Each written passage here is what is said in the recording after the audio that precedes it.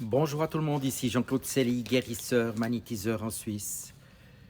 Aujourd'hui, nous allons parler de Saint-Antoine de Padoue. Mais tout d'abord, êtes-vous bien abonné à ma chaîne YouTube car cela me permet réellement d'avancer, je vous en remercie.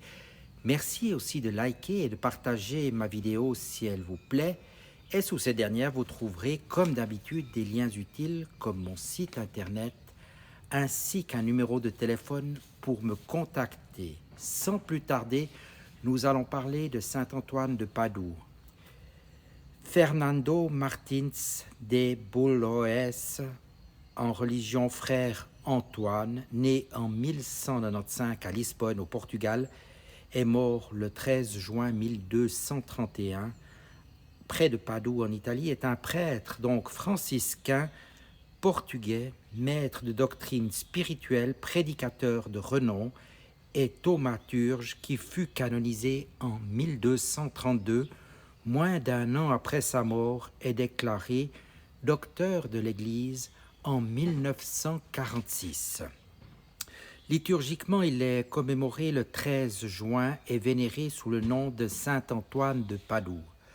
Littéralement, il fait notamment l'objet des chapitres 30 et 40 des récits légendaires, les Fioretti de Saint François d'Assise, d'Ugolino da Brunforte pour son fameux prêche aux poissons à Rimini. Représenté sous les traits d'un jeune homme et mince tenant dans les bras l'enfant Jésus, assis sur une Bible, il est l'un des saints qui est les plus populaires.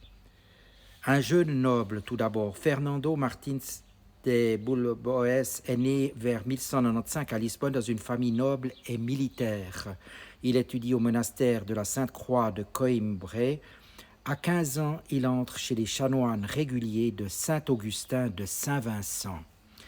Un jeune franciscain en 1220, les dépouilles des franciscains martyrs du Maroc sont ramenées au Portugal.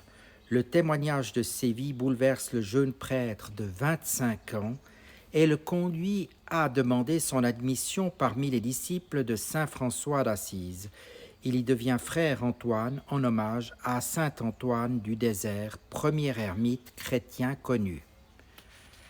Ensuite, jeune missionnaire, à sa demande, il part en mission au Maroc, mais doit être rapatrié en Europe dès 1221 pour des problèmes de santé. Son bateau est poussé par les vents vers la côte de Sicile, où il rencontre les franciscains de Messine. Il participe aux côtés de François d'Assise au chapitre général du 30 mai 1221 et passe près d'un an au couvent de Monte Paolo, pratiquement isolé du reste de la communauté.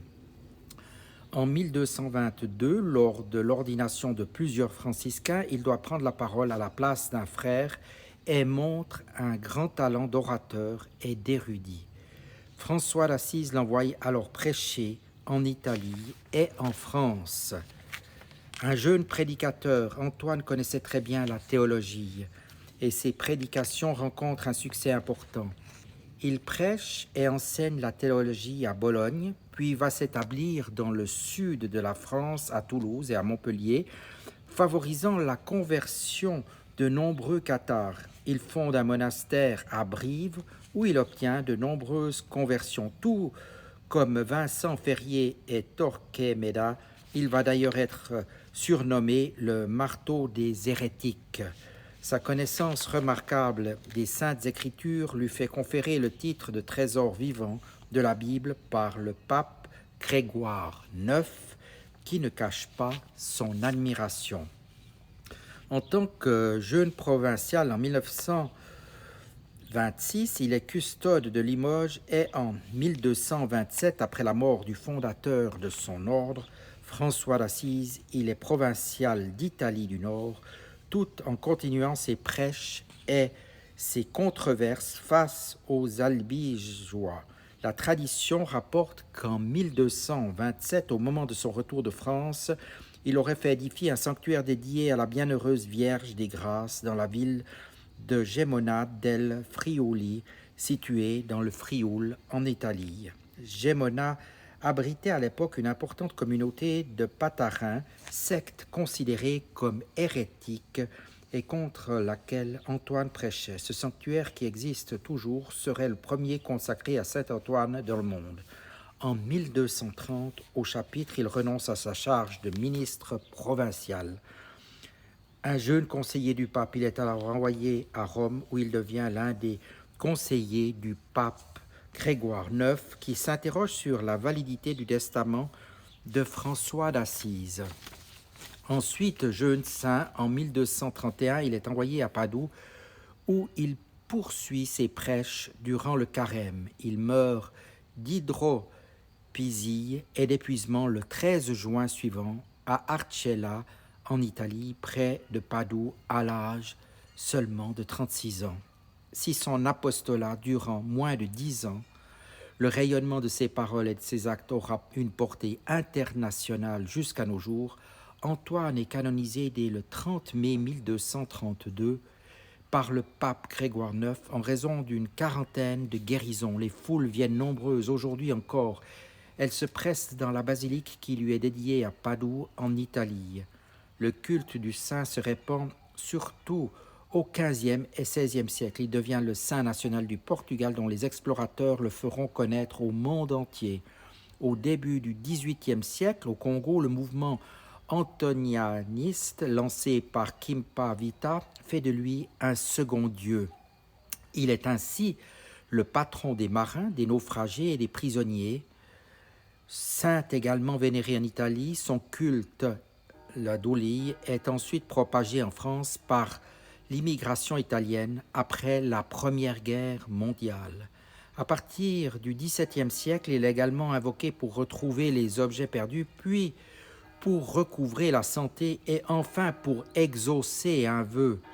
L'idée d'invoquer saint Antoine pour retrouver les objets perdus vient du fait qu'un voleur qui deviendra un pieux novice lui aura dérobé ses commentaires sur les psaumes et se serait ensuite senti obligé de lui les rendre. Les récits le concernant contiennent de nombreux épisodes surnaturels comme sa faculté de bilocation, celle de se faire entendre et comprendre des poissons, épisode se déroulant à Rimini, est narré dans les Fioretti de saint François d'Assise, d'Ugolino da Brunforte, ou l'épisode selon lequel il aurait une nuit tenu l'enfant Jésus dans ses bras. Au niveau de l'iconographie, ses principaux attributs sont la bure franciscaine, l'enfant Jésus, une mule, un livre, des poissons, un cœur enflammé et un lys. Au Moyen Âge, les représentations de saint François de Padoue sont assez rares, mais elles deviennent très courantes à partir du XIVe siècle. La plupart des églises comptent aujourd'hui une statue de lui. Il est généralement représenté vêtu de la bure franciscaine nouée par une cordelière à 3 nœuds et tenant dans ses bras l'enfant Jésus et en main un exemplaire de l'Évangile. On le représente aussi souvent prêchant aux foules et aux poissons, en discussion avec François d'Assise, guérissant des malades, remettant en place la jambe qu'un homme s'était coupée en signe de pénitence, faisant s'agenouiller une mule devant le Saint-Sacrement pour convaincre un juif qui doutait de la présence réelle de Dieu dans l'hostie, ou encore assistant à l'apparition de la Vierge Marie et de l'enfant Jésus assis ou debout sur un livre. Voilà, cela a été la vie en quelques mots de saint François d'Assise. Les grottes de Saint-Antoine, à la sortie sud de Brive-la-Gaillarde, en France, où le pèlerinage national à Saint-Antoine de Padoue offre aux promeneurs, comme aux pèlerins d'ailleurs, ces 5 hectares de parc verdoyant. Vous êtes accueillis chaleureusement par les frères franciscains dans ce cadre paisible et harmonieux. Que vous soyez pèlerin ou simple visiteur, n'hésitez pas à aller à leur rencontre. Se promener dans le parc arboré de 5 hectares à 2 pas du centre de ville de Brive et profiter du calme de l'environnement pour se ressourcer ou se recueillir peut être une chose fantastique que j'espère bien expérimenter bientôt. Admirer le très beau panorama offert sur la ville depuis le calvaire et découvrir l'immense statue du saint Cette statue a été offerte en reconnaissance à saint Antoine et aux frères pour avoir partagé la ville pendant la Seconde Guerre mondiale. La coquille jaune du grand portail d'entrée ne trompe pas, les grottes sont une étape sur la route de Saint-Jacques. Et si vous cherchez un hébergement, faites une halte à l'hôtellerie des grottes. Vous serez accueillis dans un esprit de simplicité et de convivialité. Rencontrez enfin les frères franciscains qui s'occupent du lieu, qui sont vraiment très accueillants. Ils ont toujours des anecdotes à raconter et cela est bien connu. En ce qui concerne le sanctuaire des grottes de Saint-Antoine, ces grottes sanctuaires sont en partie creusées en main de l'homme dans un escarpement de grès et qui perpétue le souvenir de Saint-Antoine de Padoue, qui vint souvent en ce lieu au cours de l'année 1226. Peu avant ou peu après sa mort, les grottes deviennent un lieu de pèlerinage et un petit ermitage y est construit.